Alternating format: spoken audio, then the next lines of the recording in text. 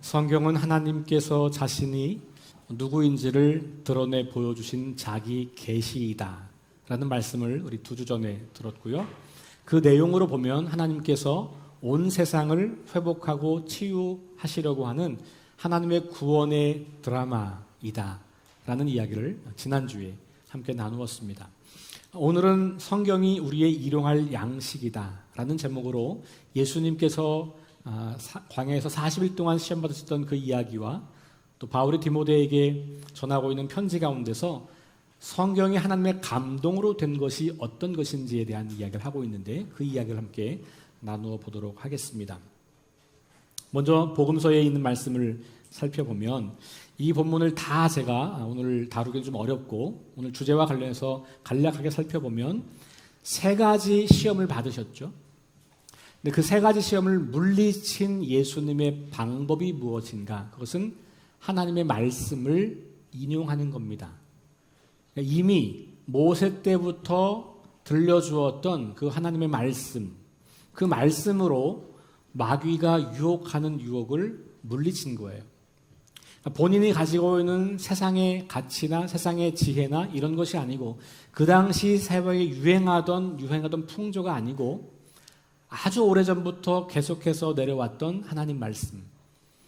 경건한 유대인들은 이 말씀을 거의 암송할 만큼 반복해서 말씀을 읽고 묵상하고 그런 습관이 있었습니다. 예수님도 어려서부터 하나님 말씀을 그렇게 대했을 것이고 예수님 안에는 그 말씀이 내재화되어 있었고 위기의 순간에 문제의 순간에 그 말씀이 기억나고 그 말씀으로 자신의 삶을 지켰던 것이죠. 특별히 첫 번째 시험을 물리칠 때 예수님의 대답은 오늘 우리가 일용할 양식이라고 제가 제목을 붙인 것과 밀접한 관련이 있는데요. 사람이 떡으로만 사는 게 아니다. 그러니까 먹는 것만 갖고 살아가는 존재가 아니다. 인간이 정말로 인간적인 삶을 살려면 인간다운 인생을 살려면 하나님의 입으로 나오는 말씀을 먹어야 한다. 이렇게 말씀하고 있는 겁니다. 40일을 금식하신 예수님에게 마귀가 다가와서 그 배고픔을 달래라고 기적을 베풀어서 떡을 만들라고 요구할 때 예수님은 그 기적을 행하실 수 없어서가 아니라 인간이 정말로 중요한 삶은 떡이 아니라 하나님 말씀이다 라고 하는 것을 말해 주시고 있는 거죠. 그러면서 그 위기를 넘어갑니다. 그러자 또 마귀가 유혹을 하는데 이번에는 마귀가 말씀을 인용합니다.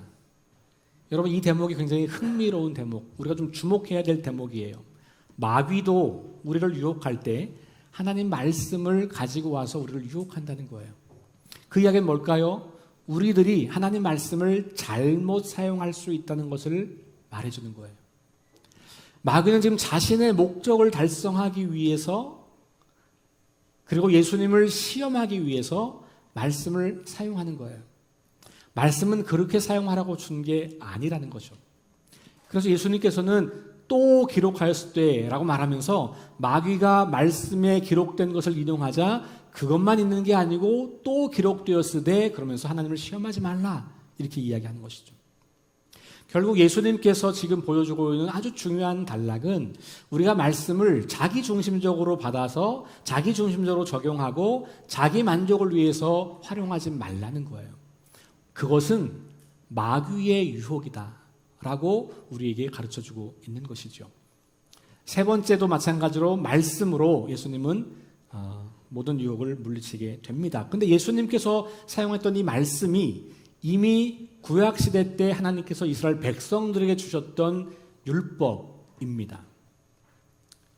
십계명 혹은 모든 율법은 하나님께서 이스라엘 백성들이 구원을 받기 위한 조건으로 준 게 아니고 이미 구원받은 출애굽해서 하나님 백성이 된 사람들이 가나안 땅에서 어떻게 하나님 백성답게 살아갈 수 있을지를 안내하고 보여주는 하나님의 친절하고 따뜻한 안내서다. 제가 그렇게 말씀드렸잖아요.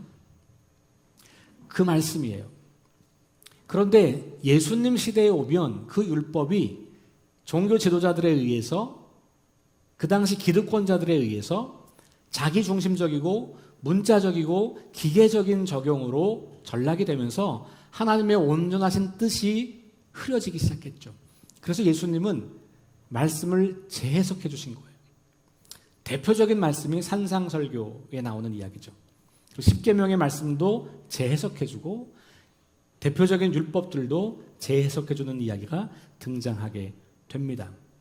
여러분, 이 이야기를 가만히 놓고 보면 말씀을 인용한다, 말씀을 적용한다고 하는 것이 작구를 하나 가지고 와서 그것을 그냥 교리적으로 혹은 자기에게 필요한 것을 얻기 위한 목적으로 사용하는 게 아니라는 것을 알 수 있어요. 제가 지난주에 대표적인 본문 두 개, 욥기와 빌립보서 말씀을 소개시켜 드렸잖아요. 우리가 말씀을 너무 자기중심적으로 해석하는 경향들이 있다는 것이죠.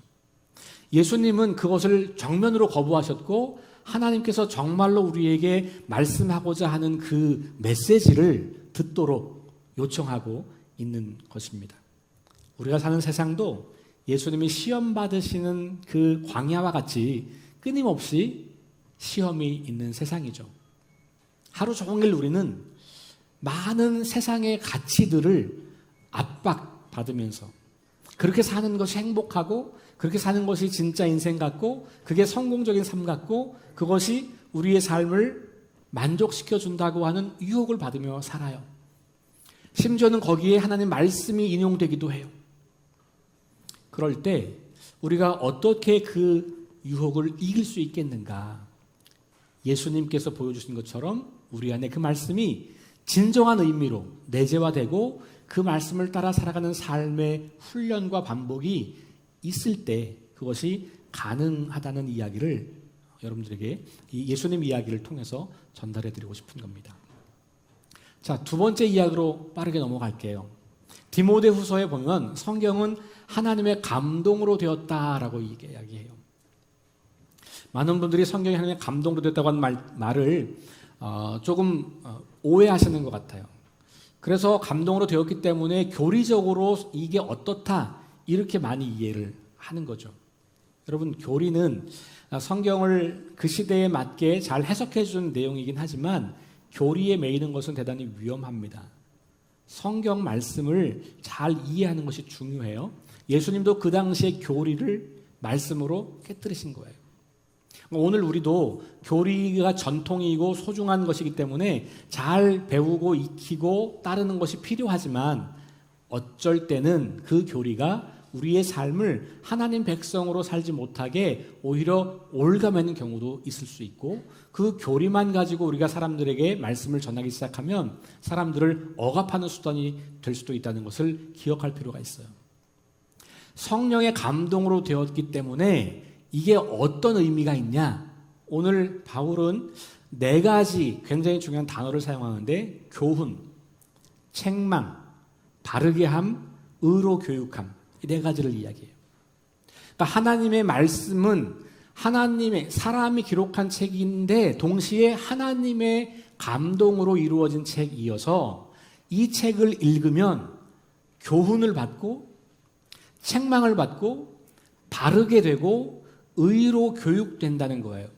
그럼 그 결과가 뭐냐? 하나님의 사람들이 온전해진다는 거죠. 이는 하나님의 사람으로 온전하게 되어 라고 나오잖아요. 그리고 그 온전하게 된다는 건 뭐냐? 마지막에 뭐예요? 선한 일을 행할 능력을 갖추게 하려는 것이다. 여러분, 성경이 하나님의 감동으로 되었기 때문에 이 말씀이 우리의 삶을 하나님 나라 가치로 교훈하는 겁니다. 그런데 그 교훈을 따라 살다가 세상의 유혹이 너무 거세고 세상에 익숙해져 있던 우리 삶의 방식이 아직 그 하나님 나라 가치로 전환되지 않기 때문에 자꾸 돌아서거나 아니면 멈추거나 아니면 다른 길을 걷게 될 때가 있는 거예요. 그럴 때 이 말씀은 우리를 책망하는 거예요. 책망할 때 성령님의 음성으로 그 말씀을 들으면 아, 내가 지금 잘못 가고 있구나를 깨닫게 되죠. 그래서 다시 우리를 바른 길로 안내하는 거예요. 그렇게 하면서 그것이 의로 교육한다는 거죠. 그러니까 우리가 하나님의 그 의를 따라 사는 사람이 된다는 이야기를 하는 거예요. 그렇게 되면 하나님의 온전하심에 이르는 사람이 된다는 거고 그 열매는 선한 일을 행할 수 있는 능력을 갖추는 거예요. 선한 일을 행할 수 없는 상황인데 그 일을 행할 수 있는 능력이 있는 거예요. 악한 일을 하도록 우리를 부추기는 세상인데 선한 삶을 살도록 하는 능력이 이 성경을 통해서 배운다는 거예요. 그게 하나님의 감동으로 되었다는 말의 의미라고 바울은 지금 우리에게 전해주고 있는 겁니다. 예수님께서 보여주셨던 그 시험을 이기시고 그리고 이 깨어지고 망가진 세상 한가운데 하나님 나라의 가치를 선포하고 사랑과 공의의 삶을 가르치고 직접 보여주셨던 그 모든 하나님 나라 방식이 바로 이 성경을 통해서 전해지고 있는 거고, 이 성경을 읽을 때 그리고 이 말씀을 생각하고 그 말씀으로 우리 삶을 고쳐나가고 매일매일 그 말씀 앞에 우리의 삶을 드릴 때 그때 우리는 그렇게 온전한 하나님의 사람으로 자라게 된다는 거예요. 그리고 그 열매는 선한 일을 행할 능력을 갖추는 것. 가끔 우리가 하나님의 주권을 너무 강조하다 보면 사람들이 행하는 행위를 무시할 때가 있어요. 또 교리적으로 우리가 믿음으로 구원받는다고 하는 말을 너무 좁게 이해해서 그래서 모든 행위는 다 쓸모없는 거니 의미 없는 거니 착한 일 안 해도 돼. 우리는 믿음으로 구원받는 거니까 선하게 살지 않아도 좀 부족해도 괜찮아 라고 정당화시키는 경우들이 많아요. 여러분, 믿음은 행위를 빼고 말하는 게 아니고 믿으면 그 믿는 대로 사는 것까지가 믿음이에요. 성경은 계속해서 이 믿음과 행위를 결합할 것을 요구하고 있어요. 믿음은 열매로 나타나야 하는 것입니다.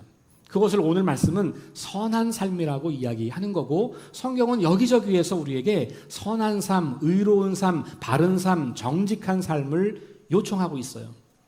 그렇게 살아가는 것이 성령의 감동을 받은 성경을 읽고 그 성경을 통해서 자신의 삶을 형성해가는 사람들의 삶이라고 하는 것을 들려주고 있는 것이죠. 마태복음 5장에 산상설교를 시작하시고 그리고 그 5장의 결론 마지막 절에 가면 이렇게 말씀합니다. 5장 48절 말씀인데요. 그러므로 하늘에 계신 너희 아버지의 온전하심과 같이 너희도 온전하라. 방금 바울이 디모데에게 말한 편지에서 말한 것처럼 하나님의 온전하심, 하나님의 사람으로 온전하게 된다. 이 온전함을 이야기하고 있는 거예요. 그것이 영적 성장의 우리 목표이잖아요. 하나님의 온전하심에 이르는 것, 그리스도의 장성한 분량이 충만한 데까지 자라는 것, 성장의 과정. 근데 그 성장의 과정에 가장 중요한 양식이 뭐다? 하나님의 말씀이라는 거죠. 일용할 양식을 통해서 우리는 그런 능력 있는 삶을 살아가고 예수님처럼 취약한 상황에 그럴듯한 유혹에 넘어가지 않고 우리가 하나님 백성으로 살아갈 수 있다는 거예요. 이것이 오늘 이 두 말씀에서 우리가 배워보게 되는 것이죠. 사랑하는 여러분, 성경을 읽는 것은 성경을 읽는 행위 자체, 즉 성경을 읽는다는 종교적인 행위가 목적이 아니에요. 그러니까 성경을 빨리 많이 읽었다는 것은 그렇게 자랑할 게 못 돼요. 여러분 조급해하지 않으셔도 돼요. 평생 읽어, 평생 먹는 거예요. 여러분 빨리 잘하고 싶다고 밥을 하루에 10끼씩 먹을 수는 없잖아요. 그렇죠? 그냥 규칙적으로 일정한 분량을 계속해서 먹는 거예요. 그러니까 성경이 바로 우리가 영적으로 건강한 그리스도인으로 살아갈 수 있는 그 일용할 양식이라고 하는 것을 기억하면 이것을 너무 안 먹거나 너무 빨리 먹으려고 하거나 너무 많이 한꺼번에 먹으려고 하는 것은 오히려 우리의 영적 건강을 해치게 된다는 것을 생각해 볼 수 있어요. 성경을 주신 목적은 이 성경을 통해서 하나님을 더 깊이 알아가고 하나님의 구원 계획을 선명하게 알게 되고 그 구원 계획 안에 저와 교회가 존재하고 있다는 것을 알게 되고 그리고 그 구원 계획에 동참하는 선한 삶을 살도록 하는 것. 그래서 하나님이 쓰고 계신 구원의 드라마에서 구경꾼으로 관객으로 보는 게 아니라 그 드라마 속으로 들어가서 우리에게 주어진 역할을 감당하는 하나님의 구원 드라마의 배우로 살아가는 삶을 말하는 것이죠. 그걸 위해서 성경을 우리에게 주신 거예요. 매일 규칙적으로 밥을 먹으면 건강해지죠. 힘들고 어려운 일도 수행할 수 있는 힘이 생기는 거예요. 마찬가지로 매일 규칙적으로 말씀을 먹고 소화를 잘 시키면 영적으로 건강하게 되는 겁니다. 그래서 예수님께서 가르치시고 보여주신 그 하나님 나라 백성으로서의 삶, 사랑과 공의를 실천하고 선한 일을 행하는 삶을 살아갈 수 있는 능력을 갖추게 되는 거죠. 우리 이번 달 동안 읽고 있는 날마다라고 하는 그 책, 제가 읽으면서 크게 동의되는 부분이 있었습니다. 그것은 사람은 날마다 보고 듣는 것에 의해서 형성된다. 우리의 삶을 형성하는 게 뭐냐? 우리가 매일같이 보고 듣는 거라는 거예요. 그럼 여러분들이 매일 보고 듣는 것이 여러분들을 형성하고 있는데 그것이 과연 하나님의 말씀인지 아니면 세상의 이야기들인지. 그러니까 우리의 인격과 우리의 삶의 태도와 우리의 삶의 방향과 인생의 목적이 과연 어디서부터 오는가? 하나님 말씀, 매일같이 보고 듣는 하나님 말씀에서 오는가? 아니면 매일같이 그보다 훨씬 더 많이 듣고 보고 있는 세상의 가치들로부터 오는가? 그런 의미에서 이 날마다는 매우 큰 도전을 우리에게 주고 있는 것이지요. 여러분, 이 세상은 대부분 시간 우리가 보고 듣는 것은 하나님 나라 가치를 거역하는 가치들이에요. 그래서 거짓과 속임수, 불의와 악함, 분열과 다툼, 미움과 시기와 질투, 용납하지 않고 용서하지 않는 것, 복수하고 저주하는 것, 이런 것들이 마치 나에게 유리한 거면 이거 다 괜찮아. 나에게 좋은 거면 그런 것쯤은 해도 괜찮아. 아니, 오히려 적극적으로 그렇게 살아야 내가 성공할 수 있어 라고 하는 세상을 우리가 살고 있거든요. 매일같이 우리는 그런 얘기를 들어요. 드라마에서, 뉴스에서, 신문에서, 책에서, 영화에서, 사람들과의 대화 속에서 끊임없이 그런 이야기를 듣고 있는데 과연 하나님 말씀이 우리의 삶을 형성하고 있는가? 그걸 우리가 점검해 보아야 할 때가 되었다는 겁니다. 그래서 무슨 의미인지도 모르고 말씀을 무조건 많이 빨리 읽으려고 하기보다는 그 열정을 가지고 하루에 일정한 분량, 여러분들이 소화시킬 수 있을 만큼의 짧은 분량의 말씀을 여러 차례 반복해서 묵상하시고 읽으시고 생각하시고 이 말씀에서 하나님은 나에게 어떤 삶을 원하시는가? 이 말씀 속에서 하나님은 나에게 어떻게 오늘 하루를 살라고 하시는가? 깨닫고 그것을 결단하여 그 말씀대로 살아가는 하루를 맞이하고 그 하루가 매일처럼 반복될 때 어느덧 우리도 모르게 하나님의 온전하심에 이르게 되어서 이 악한 세상 속에서 깨어지고 망가진 이 세상 속에서 하나님의 거룩한 나라를 드러내고 선한 삶을 살 수 있는 사람들이 된다고 하는 겁니다. 우리 석교교회에 속한 모든 성도들이 매일 보고 듣는 것, 그것이 일용할 양식, 하나님께서 우리에게 주신 일용할 양식, 하나님 말씀이 되기를 바랍니다. 그것을 체할 만큼 많이 읽지 말고 체할 만큼 빠르게 읽지 말고 소화시킬 수 있을 만큼 천천히 생각하면서 읽으시고 그리고 그 말씀을 생각하시고 그 말씀으로 자신의 삶을 반추해 보시고 그리고 깨달아진 것 가지고 하나라도 실천하면서 살아가는 그 삶을 살아갈 때 하나님 나라 방식으로 우리가 교훈을 얻고 떨어지면 다시 책망을 받아서 돌아오고 그리고 의로 교육받아서 하나님의 온전한 사람, 선한 일을 잘 감당하며 하나님의 구원의 드라마를 함께 써내려가는 복된 성도들이 다 될 수 있기를 주의 이름으로 축원합니다.